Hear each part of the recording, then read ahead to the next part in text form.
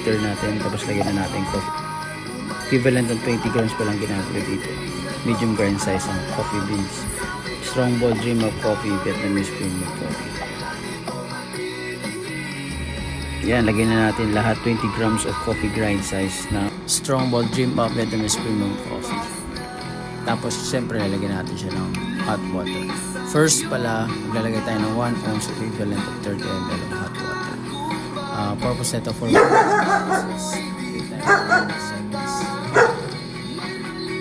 ingin ng aso kong strict daw makapag-record na maayos. Ayan. Tapos, the next, pouring natin, equivalent, tap na natin hanggang mapuno natin.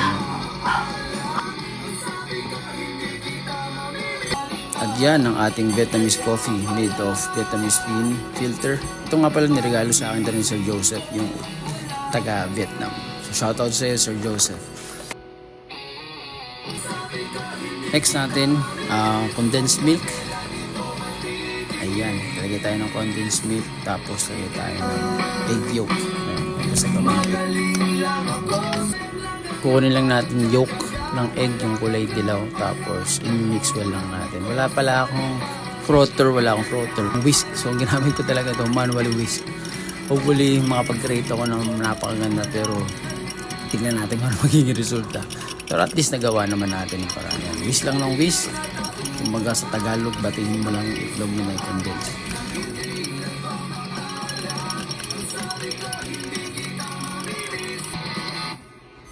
Ito na ang ating coffee. At lalagyan na natin siya ng yelo.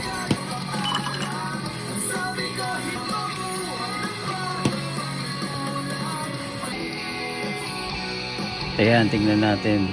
Uy, sayang, lumubog kasi wala akong frother. Di siya nakapag-mix well. So, ganun talaga. Sobrang heavy kasi ng condensed milk saka ng egg yolk. Yo, kape muna tayo. Egg kape. Kapakainit ang panahon. Kape muna tayo mga kapatid. Kita-kits sa next video. Ciao.